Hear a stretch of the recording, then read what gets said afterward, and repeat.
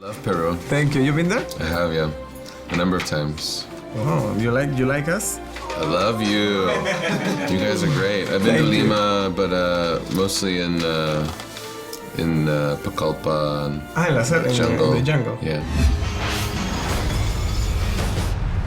Well, at least I won't die alone.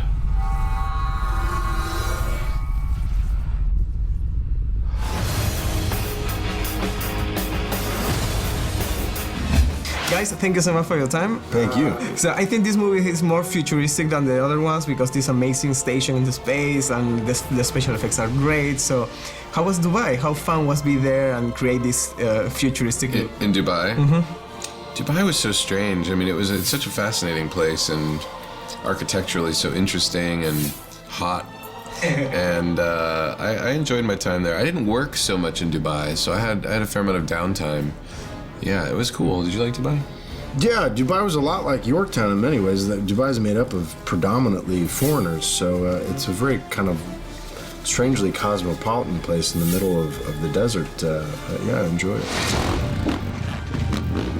it. The good about these movies or the work of JJ or Justin in Star Trek and in Star Wars also is that they're going back to the practical things, the real sets, the real guy in the suit, you know, you can touch, you can feel. So for you as an actor, I suppose it's much better to do that than a green screen all day, right?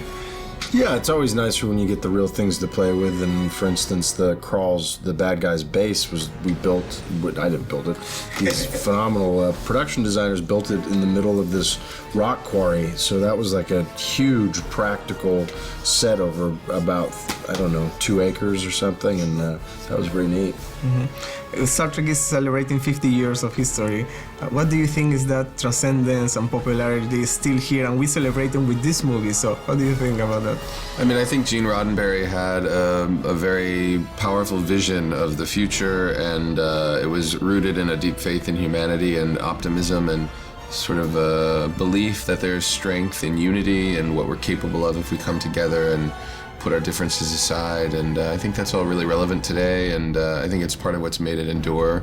The characters, obviously, the humor, the heart, and now we're able to fold in all this incredible action and visual effects and these large set-piece sequences that are really exciting for audiences that are used to the advancements that technology has brought them.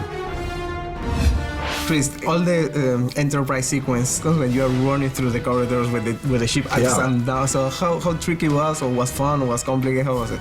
It was tricky because they actually had the hallways on gimbals, on hydraulics, so they would move the hallways back and forth, and you'd have to tumble down and make your way through it. It was very interesting. Credit to Justin to really have to see it, to do it. You make a good team. I believe we do. Memories for your trip to Peru, please, Zach? Yeah, it's been amazing the times that I've been down there. I hiked the Inca Trail.